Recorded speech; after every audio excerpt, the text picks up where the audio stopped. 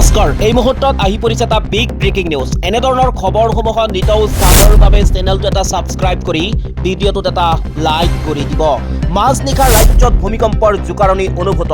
আপোনাৰ অঞ্চলতো হৈছে নেকি ক্ষয়ক্ষতি ৰাজ্যত পুনৰ ভূমিকম্পৰ জোকাৰণি নিশা 12:53 প্ৰথমটো ভূমিকম্পৰ জোকাৰণি অনুভূত হয় ভূমিকম্পৰ অভিকেন্দ্ৰ ম্যানমাৰত আৰু 106 কিলোমিটাৰ গভীৰত মাজনিশা অসমত ভূমিকম্পৰ জোকাৰণি অনুভূত ৰিক্টাৰ স্কেলত এই ভূমিকম্পৰ প্ৰাবল্য আছিল 4.8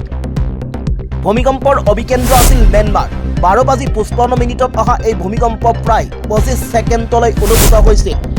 নিশা 12:53 প্ৰথমটো ভূমিকম্পৰ জোকাৰণি অনুভূত হয় ভূমিকম্পৰ অভিকেন্দ্ৰ ম্যানমাৰত আৰু 106 কিলোমিটাৰ গভীৰত মাজনিশা এটা নহয় দুটাকৈ ভূমিকম্পই জোকাৰি গ'ল ৰাজ্য প্ৰথমটোৰ প্ৰাবল্য কম আছিল যদিও দ্বিতীয়টোৰ প্ৰাবল্য অধিক আছিল ভূমিকম্পৰ ফলত কোনো লোকৰ মৃত্যু বা সা সম্পত্তিৰ ক্ষতি হোৱা নাই উত্তৰ পূৰ্বাঞ্চলৰ কেইবাটাও প্ৰান্তত এই কঁপনি অনুভূত হোৱাৰ বাবে সকলোৰে মাজত হাহাকাৰৰ সৃষ্টি হৈছে